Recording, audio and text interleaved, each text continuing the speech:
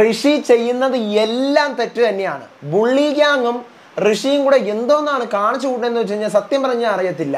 കാരണം ഇപ്പം അഭിഷേകിന്റെ double stand വെളിയിൽ വന്നു, ഋഷിയുടെ ഡബിളോ ട്രിപ്പിളോ ബെസ്റ്റ് സ്റ്റാൻഡ് വെളിയിൽ വന്നു. ഋഷി സത്യം പറഞ്ഞു കഴിഞ്ഞാൽ പേഴ്സണൽ ഗഡ്ജിന്റെ അങ്ങേ അറ്റമാണ്. ഡേ 1 മുതൽ ഞാൻ നിങ്ങളോട് പറയുന്ന സാധനമാണ്, ഈ പറയുന്ന ഋഷി സ്വന്തം കാര്യത്തിൽ ആരെങ്കിലും എന്തെങ്കിലും പറഞ്ഞാലോ അൻസിബെ ആരെങ്കിലും എന്തെങ്കിലും പറഞ്ഞാലോ മാത്രമാണ് പ്രതികരിക്കുന്നത്. വേറെ എല്ലാത്തിനും വായിൽ സിപ്പ് വിട്ടുകൊണ്ടിരിക്കും. ഇപ്പം ഋഷി എന്തോന്ന് ചെയ്തു, ഇന്ന് ബിഗ് ബോസ് ഹിസ്റ്ററിയിലെ ഇങ്ങനെ നടന്നു കാണൂല.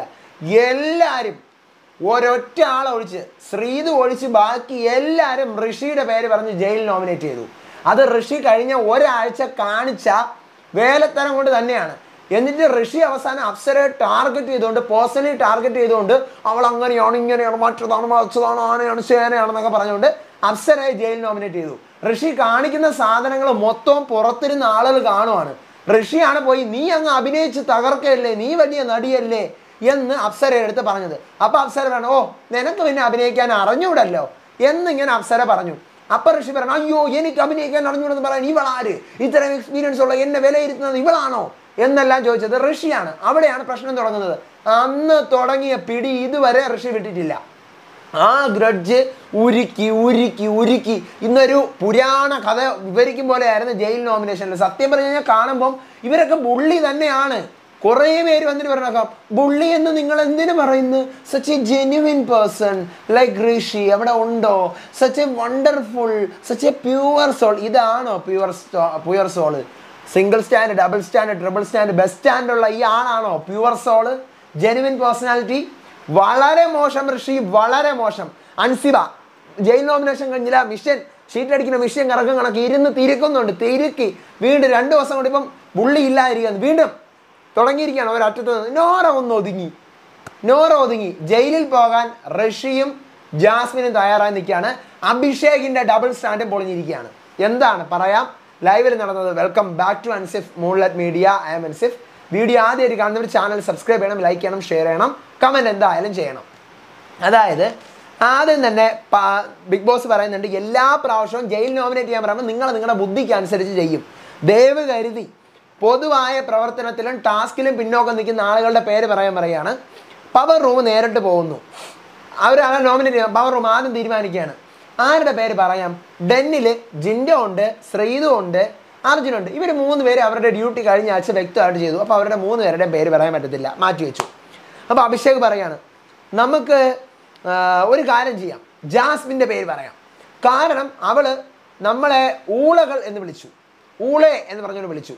അപ്പം നോറ പറയണം, ഇല്ല നമ്മൾ അവൾക്ക് അതിന് പനിഷ്മെൻറ്റ് കൊടുത്തല്ലോ, അതിനല്ലേ നമ്മളവളെ ജോലിയിൽ നിന്ന് പിരിച്ചു വിട്ടത്, പിന്നീട് അവൾ കാണിച്ചതിനൊക്കെ നമ്മൾ പണിഷ്മെൻറ്റും കൊടുത്തു.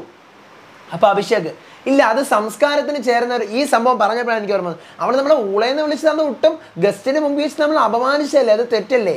ഇതേ അഭിഷേകാണ് ഇന്നലെ കൺഫഷൻ റൂമിൽ പോയി ഇരുന്നുകൊണ്ട് ബിഗ് ബോസ് അത് ജാസ്മിൻ നമ്മളെ ഊളകൾ എന്നൊക്കെ വിളിക്കുന്ന ഇവരുടെ സംസ്കാരം എന്താണ് എന്ന് അഭിഷേക് ചോദിച്ചു. ഞാൻ പറയട്ടെ, അഭിഷേക് ചോദിച്ചു ജാസ്മിൻ നമ്മളെ ഊളകൾ എന്ന് വിളിച്ച് അവരുടെ സംസ്കാരം എന്താണ്.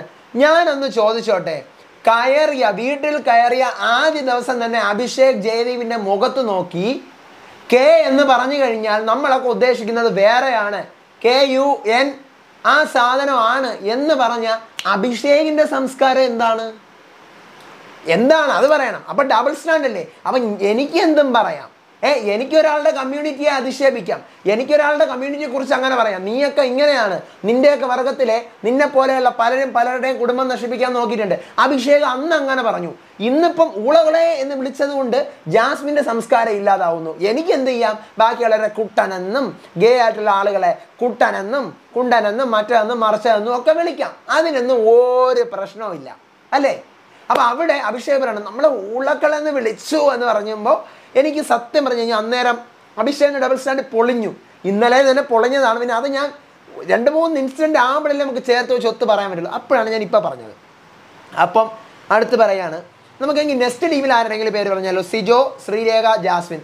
സിജോയുടെ പേര് പറയാം. സിജോ പെർഫോമൻസ് ഒന്നും ഇല്ലായിരുന്നല്ലോ, പക്ഷെ അവർക്ക് സിജോയുടെ പേര് പറയാമായിരുന്നു. എന്തുകൊണ്ട് ഇവർ സിജോയുടെ പേര് പറഞ്ഞില്ല? സത്യം പറയാലോ, ഇതിനകത്ത് ഈ ആഴ്ച വീക്ക് പെർഫോമൻസ് എന്ന് എനിക്ക് തോന്നിയത് സിജോയാണ് എനിക്ക് വീക്ക് പെർഫോമൻസ് എന്ന് തോന്നി. കാരണം സിജോയ്ക്ക് വയ്യാത്തതോ അത് എന്തോ ആവട്ടെ, നമ്മളത് നോക്കേണ്ട കാര്യമില്ലല്ലോ. സിജോ ആണല്ലോ വീക്കായിട്ട് പെർഫോം ചെയ്യുക. അപ്പോൾ സിജോയാണ് ഇവർ ജയിലിൽ നോമിനേറ്റ് ചെയ്യാനുള്ളത്. പക്ഷേ അൻസിബ പറയുന്നു വേണ്ട, സിജോ വയ്യാതിരിക്കുകയാണ്, ഇന്നലെ ട്രിപ്പൊക്കെ ഇട്ടിട്ട് വന്നിട്ട് കണ്ടത്. അപ്പോൾ അവർ സഹതാപത്തിൻ്റെ പേരിൽ മാത്രം സിജോയെ താഴെയുന്നു. അപ്പം ശ്രീരേഖ ചേച്ചി സൂപ്പർ പെർഫോമൻസ് ആയിരുന്നു. ജാസ്മിൻ ഈ പറഞ്ഞതുപോലെ സ്റ്റൗവിൻ്റെ ഇൻസിഡൻറ്റും ഉണ്ടായി. പിന്നെ ഈ പറഞ്ഞ ഊളകൾ എന്ന് പറഞ്ഞ് വിളിച്ച ഇൻസിഡൻറ്റ് മാറ്റി നിർത്താം, ജാസ്മിൻ്റെ കേസ് മാറ്റി നിർത്താൻ. അടുത്ത് അപ്പം ടണൽ ടീമിലെ സായി, നന്ദന, അപ്സര, ശരണ്യ ഇവർ 4 പേരും സൂപ്പർ പെർഫോമൻസ് ആയിരുന്നു. അപ്സര കിടുക്കാച്ചിയായിരുന്നു, അപ്സരയെ പറയായിരുന്നു. പക്ഷെ അപ്സര സൂപ്പറായിട്ട് എല്ലാം നാടകമൊക്കെ സൂപ്പറായിട്ട് ചെയ്തു. നന്ദനെ അതെ, സായി ഇതെല്ലാം, നന്ദനെ പറയാൻ പറ്റത്തില്ല, ക്യാപ്റ്റനാണ്. സായി സൂപ്പറായിരുന്നു, ശരണ്യം സൂപ്പറായിട്ട് അവരെല്ലാം ചെയ്തു. അപ്പോൾ പിന്നെ നമുക്ക് ജാസ്മിനെ പറയാം. അപ്പോൾ റസ്ലിൻ പറയാണ് ബിഗ് ബോസ് എന്നെ നോമിനേറ്റ് ചെയ്തോളൂ, ഏറ്റവും വലിയ തെറ്റ് ചെയ്തത് ഞാനാണ് അന്നേരം അവിടെ ഉടക്കുണ്ടാക്കിയത്. അപ്പോൾ ബിഗ് ബോസ് പറ്റത്തില്ല, നിങ്ങൾക്ക് എന്താ നിയമങ്ങൾ അറിയത്തില്ലേ? അപ്പോൾ റസ്മിൻ അങ്ങനെയാണെങ്കിൽ ജാസ്മിനെ പറയാം. റസ്മിൻ്റെ എൻ്റെ പിന്നെ വൃത്തികെട്ട വളരെ നീചം, ആദ്യം താൻ നന്നാവണം, എന്നിട്ട് വേണം ബാക്കിയുള്ളവരെ നന്നാക്കാൻ. സ്വന്തമായിട്ട് തെറ്റ് ചെയ്തത് ബിഗ് ബോസിൻ്റെ അടുത്ത് ഏറ്റു പറയണം. ബിഗ് ബോസെ ഞാൻ നോമിനേറ്റ് ആയിക്കോളാം, ഞാനാണ് ഏറ്റവും വലിയ തെറ്റ് വീക്ക് ചെയ്തത്, അപ്പം ഞാൻ തന്നെ ജയിലിൽ പൊയ്ക്കോളാം എന്ന് റസ്മിൻ പറയുമ്പോൾ ബിഗ് ബോസ് വരണം, അത് പറ്റില്ല. ഉടനെ പ്ലേറ്റ് തിരിക്കുന്നു. അപ്പം റസ്മിൻ സ്വന്തമായിട്ട് ഞാൻ തെറ്റ് ചെയ്തു എന്ന് അഭിപ്രായപ്പെടുകയാണെങ്കിൽ ഓപ്പോസിറ്റ് നിൽക്കുന്ന ജാസ്മിൻ തെറ്റുകാരിയല്ല, നിരപരാധിയാണല്ലോ. എന്നിട്ട് ഇതേ റസ്മിൻ പറഞ്ഞ് വിത്തിൻ 5 സെക്കൻഡിനകത്ത് പറയുകയാണ് ടാസ്കിൻ്റെ ഭാഗമായിട്ടാണെങ്കിൽ കൂടിയും സ്റ്റൗ ഓഫാക്കാൻ പാടില്ലായിരുന്നു. സ്റ്റൗ ഓഫാക്കിയത് കൊണ്ടല്ലേ അവിടെ അങ്ങനെ ഒരു അടി നടന്നത്. അവൾ സ്റ്റൗ ഓഫാക്കട്ടെ, വീട്ടിലിരിക്കുന്നവരെ തെറി വിളിക്കട്ടെ, ആര് വേണമെങ്കിലും എന്തും പറയട്ടെ. ജാസ്മിൻ എന്നല്ല, അവിടെ ഉള്ള ആര് വേണമെങ്കിലും എന്ത് വൃത്തികെട്ട ഭാഷ വേണമെങ്കിലും പറഞ്ഞോട്ടെ, ആരെ എന്ത് വേണമെങ്കിലും പറഞ്ഞോട്ടെ. നിങ്ങൾ കൈവയ്ക്കാൻ നിങ്ങൾ ആരാണ്? ഈ പറയുന്ന റോക്കി ആയിക്കോട്ടെ, റസ്മിൻ ആയിക്കോട്ടെ, ഒരാളുടെ ദേഹത്ത് അവർ ഈ പറയുന്ന സിജോ എന്തും പറഞ്ഞോട്ടെ, ജാസ്മിൻ എന്തും പറഞ്ഞോട്ടെ, നിങ്ങൾക്കും പറയാം. റസ്മിൻ എന്താ ഒന്നും പറയാത്ത മോളാണോ? റോക്കി എന്താ ഒന്നും പറയാത്ത ആളാണോ? രതീഷിന്റെ തന്തയ്ക്ക് വിളിച്ച ആളല്ലേ റോക്കി? തൃശ്ശൂരിൽ നിന്റെ അച്ഛൻ്റെ വകയാണോടാ എന്ന് ചോദിച്ചിട്ട് ഒരാളുടെ തന്തയ്ക്ക് ഒരു പബ്ലിക് പ്ലാറ്റ്ഫോമിൽ തന്തയ്ക്ക് മുഖത്തോക്കി വിളിച്ച ആളല്ലേ? റസ്മിൻ ഒന്നും പറയാത്ത ആളാണോ? ഒന്നും പറയാത്ത ആളാണോ? എന്നിട്ട് ഇപ്പം ഇവർ പറയാ ടാസ്കിൻ്റെ ഇടയിലായപ്പോലും അങ്ങനെ ചെയ്തതുകൊണ്ടാണ് അടിച്ചത്, അല്ലെങ്കിൽ അങ്ങനെ ചെയ്തുകൊണ്ടാണ് അങ്ങനെ പറ്റിപ്പോയത് എന്ന് പറയാൻ മാത്രം. അവിടെ ഉള്ള ആരും എന്തും പറഞ്ഞോട്ടെ, വെർബലി സംസാരിക്കാനാണ് നിങ്ങൾ അതിനകത്തോട് വിട്ടിരിക്കുന്നത്. നിങ്ങൾക്ക് ബിഗ് ബോസ് എന്ന് പറഞ്ഞാൽ എന്തെന്ന് അറിയത്തില്ലേ? വെർബലി നിങ്ങൾക്ക് കമ്മ്യൂണിക്കേറ്റ് ചെയ്യാനാണ് നിങ്ങൾ അതിനകത്ത് വിട്ടിരിക്കുന്നത്. അപ്പം അതിനകത്ത് പോയിട്ട് അങ്ങനെ ചെയ്തത് കൊണ്ടാണ് അടിച്ചത്, ഇങ്ങനെ ചെയ്തത് കൊണ്ടാണ് എന്ന് പറയേണ്ട കാര്യമില്ല. എന്ന് പറയാൻ നിങ്ങൾക്ക് എന്തവർ പറഞ്ഞു കഴിഞ്ഞാലും ഒരാളുടെ ദേഹത്ത് കൈവയ്ക്കാൻ പറ്റാത്ത നിങ്ങൾ ആ ഗുണ്ടയാണോ? ജിൻഡോ പണ്ട് പറഞ്ഞിരുന്നു മട്ടാഞ്ചേരിക്കാരെല്ലാം ഇങ്ങനെയാണ്, ഇവരുടെ നാട്ടുകാരെല്ലാം ഇങ്ങനെയാണ്. അപ്പം അന്ന് ഞാൻ ഉൾപ്പെടെയുള്ള ഒത്തിരി പേര് പറഞ്ഞു എന്തിനും ഒരു നാടിനെ ആക്ഷേപിക്കണം, ഒരാൾ കാണിക്കുന്ന പ്രവൃത്തിയിൽ എന്തിനൊരു നാടിനെ ആക്ഷേപിക്കണം. ഇപ്പം അത് നേരെ ഉൾട്ടയായി. റസ്മിൻ അത് തെളിയിച്ചു കൊടുത്തു, കാണിച്ചു കൊടുത്തു, അടിച്ച് കഴുത്തിന് പിടിച്ച് തള്ളി കാണിച്ചു കൊടുത്തു. അപ്പം റസ്മിനുടനെ ജാസ്മിൻ്റെ പേര് പറയാം. അപ്പം അഭിഷേക് ഗസ്റ്റിൻ്റെ ഫ്രണ്ടിൽ വെച്ച് നമ്മളെ അധിക്ഷേപിച്ചത് ആരാണ്? ജാസ്മിൻ. അപ്പം നമുക്കത് പറയാം. നേരെ പോകുന്നു. അത് ഒരു ടഫസ്റ്റ് ആയിട്ടുള്ള ഒരു ഡിസിഷനാണ്, അതൊക്കെ സമ്മതിക്കാം, ടഫസ്റ്റ് ഡിസിഷൻ ആയിരുന്നു. ജാസ്മിൻ്റെ പേര് പറയുന്നു. അപ്പോൾ ജാസ്മിൻ എന്താണ് കാര്യം പറയൂ. അപ്പോൾ അഭിഷേക് ഗ്യാസിൻ്റെ അവിടെ വന്നിട്ട് സ്റ്റൗ നീ ഓഫാക്കാൻ വന്നത്, ഓക്കെ പറ. അപ്പം ജാസ്മിൻ കൊള്ളാം, എന്നെ അടിച്ചിട്ട് ഇപ്പം ഞാനായ കുറ്റക്കാരി എന്നുള്ള ലെവലിരിക്കുകയാണ്. അപ്പോൾ അടുത്ത് രണ്ടാമത്തത് ഊളകളെന്ന് വിളിച്ചത്. കൊള്ളാം, എന്തിനാടാ എൻ്റെ ചിപ്പ് മാറ്റിയിട്ട്, അതുകൊണ്ടല്ലേ ഞാൻ ഊളകളെന്ന് വിളിച്ചത്. അത് കഴിയുന്നു. അടുത്താണ് എൻ്റെ പൊന്നു മക്കളെ ജയിൽ നോമിനേഷൻ വരുന്നത്. സിജോ. എല്ലാവരും ശ്രീതു ഒഴിച്ച് എല്ലാവരും ഋഷിയുടെ പേര് പറയുകയാണേ. കാരണം പറഞ്ഞുതരാം.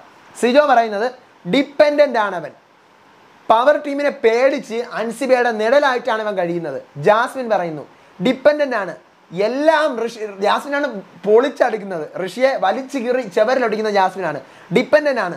ഇവൻ കളിക്കുന്ന രീതി ഉണ്ടല്ലോ, അത് എല്ലാം ഈ അൻസിബയുടെ പിറകിൽ നിന്നുകൊണ്ട് മാത്രമാണ് അവൻ കളിക്കുന്നത്. അൻസിബയുടെ പേരോ ഇവൻ്റെ പേരോ ആരെങ്കിലും എന്തെങ്കിലും പറഞ്ഞാൽ മാത്രമേ ഇവൻ പൊട്ടിത്തെറിച്ച് റിയാക്ട് ചെയ്യുള്ളൂ, അല്ലെങ്കിൽ ഒരു ഒറ്റ കാര്യത്തിൽ ഇവൻ അഭിപ്രായം പറയത്തില്ല. അപ്സരയെയും ടീമിനെയും ഇവൻ മാറ്റി നിർത്തി. എന്നിട്ട് ഇവൻ പറഞ്ഞു ഞാൻ നിങ്ങളെ മാറ്റി നിർത്തിയത് ഗസ്റ്റിന് വേണ്ടിയിട്ടാണ്, ഗസ്റ്റാണ് നമുക്ക് ഏറ്റവും വലുതെന്ന് പറഞ്ഞ ഇവൻ എനിക്ക് റോബോട്ടിൻ്റെ ടാസ്ക് തന്നപ്പോൾ ഞാനത് ചെയ്തുകൊണ്ടിരുന്ന എനിക്ക് അടി കിട്ടിയ സമയത്ത് ഇവൻ പറഞ്ഞു എനിക്ക് ടാസ്ക് തന്ന സമയത്ത് അത് ഗസ്റ്റ് എന്ന് പറഞ്ഞു കഴിഞ്ഞാലും ഓണർ പറയുന്നതാണ് അന്തിമമെന്ന്. അപ്പോൾ ഇവൻ്റെ ഡബിൾ സ്റ്റാൻഡ് അല്ലേ? ഇതിനെയാണ് പച്ച മലയാളത്തിൽ നിലപാടില്ലായ്മ എന്ന് പറയുന്നത്. അപ്സരയുടെ അടുത്ത് പറയുന്നു ഗസ്റ്റാണ് എല്ലാമെന്ന്, നേരെ വന്നിട്ട് എൻ്റെ അടുത്ത് പറയുന്നു ഓണർ പറയുന്നത് കേട്ടാൽ നിലപാടില്ലായ്മ. ഋഷി എൻ്റെ പിന്നെ പൊളിഞ്ഞ് വാരി വാരി ഋഷി. അപ്പോൾ പവർ ടീമിൻ്റെ അടിമയാണ് ഋഷി എന്ന് എനിക്ക് പറയാൻ പറ്റുള്ളൂ. ജാസ്മിൻ പറയുന്നു പൊളി. അപ്പോൾ അടുത്ത അർജുൻ പറയുന്നു ഫേക്ക് HR ആണ് ഇവിടെ വന്നിരുന്നത്. HR സത്യം പറഞ്ഞു കഴിഞ്ഞാൽ എത്തിക്സ് എന്ന് പറയുന്ന സാധനമേ ഇല്ല, സംസാരിക്കുന്ന രീതി ശരിയല്ല, കുട്ടിത്തമായിട്ട് കളിപ്പാവയായിരുന്നു HR. അടുത്ത ശ്രീതു മാത്രം സിജോയുടെ പേര് പറയുന്നു. കാരണം സിജോ, ഞാൻ ഈ പറഞ്ഞ പോലെ സിജോ ഡൗൺ ആയിരുന്നു, വെറുതെ ആയിരുന്നു, പെർഫോമൻസ് ഒന്നും ചെയ്തില്ല, കുറവായിരുന്നു. സത്യമാണ്, ശ്രീതു പറഞ്ഞ സത്യമാണ്. അപ്പോൾ അടുത്ത അപ്സര, ഋഷിയുടെ പേരാണ്, എല്ലാവരും ഋഷിയുടെ പേരാണ്. കണ്ടസ്റ്റൻ്റ് എന്നുള്ള രീതിയിൽ ഒരാൾ ഋഷിയെ എപ്പോഴും പാമ്പർ ചെയ്യാനായിട്ട് കൂടെ വേണം. സ്വന്തമായിട്ടുള്ളൊരു അഭിപ്രായം ഋഷിക്കില്ല. സീസൺ 6 വേസ്റ്റ് ക്യാപ്റ്റൻ ഋഷിയാണെന്ന് ഞാൻ പറയും. ഒരാളുടെ ഷാഡോ അല്ല ഋഷി, ഒത്തിരി പേരുടെ ഷാഡോയാണ്. ഋഷിയുടെ അടുത്ത് എന്തോന്ന് ചോദിച്ചു കഴിഞ്ഞാലും ഋഷിക്ക് സംശയമാണ്. മേലധികാരികൾക്ക് ചോദിക്കണം, അതായത് അൻസിബ തമ്പുരാട്ടി അടുത്ത് ചോദിക്കണം.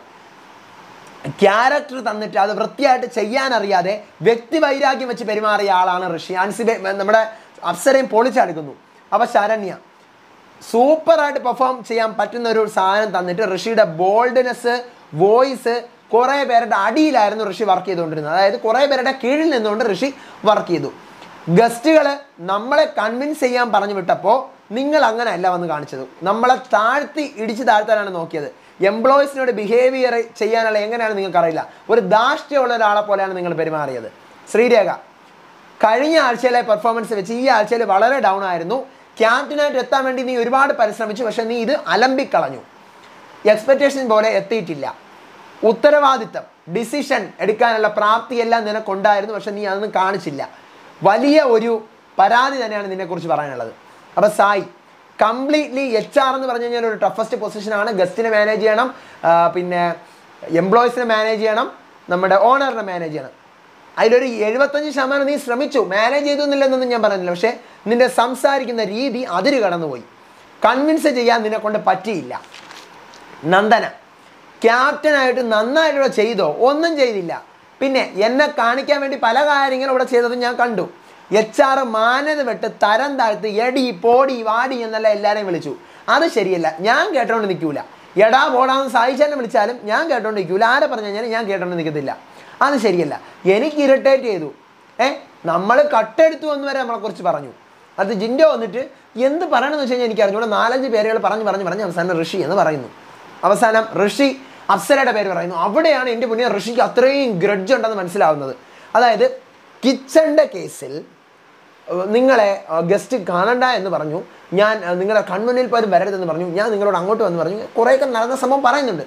ഇതിൻ്റെ ഇടയിൽ കൂടെ കുറേ അപ്സരയെ ടാർഗറ്റ് ചെയ്തുകൊണ്ട് ഇതിനകത്ത് ഏറ്റവും കണ്ണിങ് ആണ്, ക്രൂക്കഡാണ്, അവൾ അങ്ങനെയാണ്, അവളുടെ മനസ്സിലതാണ്, പക്ഷെ അവൾ പുറമേ ചിരിക്കുന്നതാണ് എന്നൊക്കെ പറഞ്ഞുകൊണ്ട് ഭയങ്കര പേഴ്സണൽ ടാർഗറ്റ്. ഋഷി ഋഷി ഇത്രയും കൊടിയ വിഷം ഈ പറഞ്ഞ അൻസിബയിൽ നിന്ന് കിട്ടിയതായിരിക്കും. കൊടിയ വിഷം കാണിച്ചുകൊണ്ട് ഋഷി അപ്സരയുടെ പേര് പറയുന്നു. അപ്സര നല്ല കലിപ്പ് കൊള്ളാം. അപ്സര പറഞ്ഞു ഇതാണ് നിന്റെ റിയൽ ഫേസ്. അങ്ങനെ ജയിലിലേക്ക് പോകാൻ ജാസ്മിനും ഋഷിയും രണ്ടുപേരും. അപ്പോൾ ഋഷി പറഞ്ഞു ഈ ബിഗ് ബോസ് എന്നെ ഒറ്റയ്ക്ക് വിട്ടാലും കുഴപ്പമില്ലായിരുന്നു.